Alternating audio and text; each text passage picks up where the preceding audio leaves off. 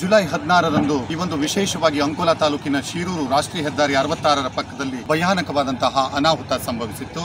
ಆ ಅನಾಹುತದಿಂದ ಗುಡ್ಡ ಕುಸಿತದಿಂದ ಈ ಕೆಳಗಡೆ ಬರುವಂತಹ ಈ ಸಂಪೂರ್ಣ ಮಣ್ಣುಗಳು ಗಂಗಾವಳಿ ನದಿಯ ಪಾಲಾಗಿತ್ತು. ಇಲ್ಲಿ ನೋಡ್ತಾ ಇರಬಹುದು ಈ ದೃಶ್ಯವನ್ನ. ಗಂಗಾವಳಿ ನದಿಯಲ್ಲಿ ಮಣ್ಣು ಬಿದ್ದು ಸಂಪೂರ್ಣವಾದಂತಹ ಮಣ್ಣು ನದಿಯ ಮಧ್ಯದಲ್ಲಿ ಸೇರಿ ಇಲ್ಲಿರುವಂತಹ ಅನೇಕ ಜನರು ಶವವಾಗಿ ಹೋಗಿದ್ರು. ಜೊತೆಯಲ್ಲಿ ಇಲ್ಲಿ ಆ ಕಡೆಯ 6 ಮನೆಗಳು ಸಂಪೂರ್ಣ ನೀರಿಗೆ ಆಹುತಿಯಾಗಿದ್ದು, ಅದರ ನಂತರದಲ್ಲಿ ಇಲ್ಲಿರುವಂತಹ ಅನೇಕ ಶವಗಳು ಇಲ್ಲಿ ನೀರಿನಲ್ಲಿ ಕೊಚ್ಚಿ ಹೋಗಿದ್ವು. ಆದ್ರೆ 3 ಜನರ ಶವ ಮಾತ್ರ ಈವರೆಗೂ ಪತ್ತೆಯಾಗಿರಲಿಲ್ಲ. ಇಲ್ಲಿ ಜಗನ್ನಾಥನ ಶವ ಇರಬಹುದು, ಕೇರಳದ ಅರ್ಜುನನ ಶವ ಇರಬಹುದು, ಹಾಗೂ ಲೋಕೇಶ್ ನಾಯ್ಕನ ಶವ ಇರಬಹುದು. ಎಲ್ಲ ಶವಗಳು ನೀರಿನಲ್ಲಿ ಮುಳುಗಿರಬಹುದು ಎನ್ನುವಂತಹ ಶಂಕೆಯನ್ನು ಎಲ್ಲರೂ ವ್ಯಕ್ತಪಡಿಸ್ತಾ ಇದ್ರು. ಆದ್ರೆ ಕಳೆದ 2 ತಿಂಗಳಿನಿಂದ ಯಾವುದೇ ರೀತಿಯ ಸಾಕ್ಷಿಗಳು ದೊರೆತಿರಲಿಲ್ಲ.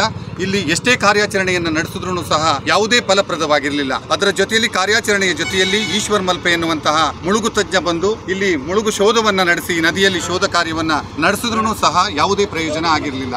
ಆದ್ರೆ ಕೊನೆಯ ಘಟ್ಟದಲ್ಲಿ ಇಲ್ಲಿರುವಂತಹ ಕಾರ್ಯಾಚರಣೆಗೆ ವಿಶೇಷವಾಗಿ ಮುತುವರ್ಜಿಯನ್ನ ವಹಿಸಬೇಕೆನ್ನುವಂತಹ ದೃಷ್ಟಿಯಲ್ಲಿ ಇಲ್ಲಿ ಇಂದು ಮತ್ತೆ ಪುನಃ ಕಾರ್ಯಾಚರಣೆ ಆರಂಭಗೊಂಡಿದೆ. ಪೂಜೆಯನ್ನ ಸಲ್ಲಿಸಿದಂತಹ ಜಿಲ್ಲಾಧಿಕಾರಿಗಳಿರ್ಬೋದು ಎಲ್ಲರೂ ಈ ಒಂದು ಪ್ರದೇಶಕ್ಕೆ ಬಂದಿದ್ದಾರೆ. ಇಲ್ಲಿ ನಾವೆಲ್ಲರೂ ನೋಡುವ ಹಾಗೆ ಮೇಲ್ಗಡೆ ಭಾಗದಲ್ಲಿ ಗುಡ್ಡ ಇಷ್ಟು ದೊಡ್ಡದಾದಂತಹ ಗುಡ್ಡ ಕುಸಿದಿದೆ.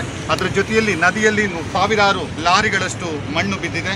ಈ ರಾಷ್ಟ್ರೀಯ ಹೆದ್ದಾರಿಯಲ್ಲಿ ಒಂದು ಕಡೆಯಲ್ಲಿ ವಾಹನಗಳು ಸಂಚರಿಸ್ತಾ ಇವೆ. ಏಕಮುಖ ಸಂಚಾರದ ರಸ್ತೆಯನ್ನಾಗಿಸಿ ಈ ರಸ್ತೆಯನ್ನ ರಾಷ್ಟ್ರೀಯ ಹೆದ್ದಾರಿಯವರು ಬಿಟ್ಟುಕೊಟ್ಟಿದ್ದಾರೆ. ಆದ್ರೆ ರಾಷ್ಟ್ರೀಯ ಹೆದ್ದಾರಿಯ ಮೇಲ್ಭಾಗದಲ್ಲಿ ಇರುವಂತಹ ಮಣ್ಣನ್ನ ತೆರವುಗೊಳಿಸುವಂತಹ ಕಾರ್ಯಾಚರಣೆ ಈವರೆಗೂ ನಡೆದಿಲ್ಲ. ಆದ್ರೆ ನದಿಯಲ್ಲಿ ಇರುವಂತಹ ಮಣ್ಣನ್ನ ತೆರವುಗೊಳಿಸುವಂತಹ ಪ್ರಕ್ರಿಯೆ ಆಗಲೇಬೇಕಾಗಿದೆ. ಯಾಕೆಂದ್ರೆ ಒಂದು ಕಡೆಯಲ್ಲಿ ಶವಗಳ ಶೋಧ ಕಾರ್ಯ, ಇನ್ನೊಂದು ಕಡೆಯಲ್ಲಿ ಲಾರಿ ಸಿಗಬೇಕೆನ್ನುವಂತಹ ಒಂದು ಮನಸ್ಸು, ಜೊತೆಯಲ್ಲಿ ಮೇಲ್ಭಾಗದಲ್ಲಿರುವಂತಹ ಗ್ರಾಮದ ಎಲ್ಲರೂ ಇಲ್ಲಿರುವಂತಹ ಈ ರೀತಿಯ ಸಹಸ್ರಾರು ಲಾರಿ ಮಣ್ಣುಗಳು ತುಂಬಿದ್ರೆ ಮೇಲ್ಭಾಗದ ಸಂಪೂರ್ಣ ಜಮೀನುಗಳು ಜಲಾವೃತಗೊಳ್ಳುವುದರಲ್ಲಿ 2 ಮಾತಿಲ್ಲ ಎನ್ನುವಂತ ವಿಶೇಷ ಮುತುವರ್ಜಿಯನ್ನ ವಹಿಸಿ ಸಂಬಂಧಪಟ್ಟಿರುವಂತಹ ಜಿಲ್ಲಾಧಿಕಾರಿಗಳಿರ್ಬೋದು, ಸ್ಥಳೀಯ ಶಾಸಕರಿರ್ಬೋದು ಎಲ್ಲರೂ ಸೇರಿ ಈ ಕಾರ್ಯಾಚರಣೆಗೆ ಮುಂದಾಗಿದ್ದಾರೆ.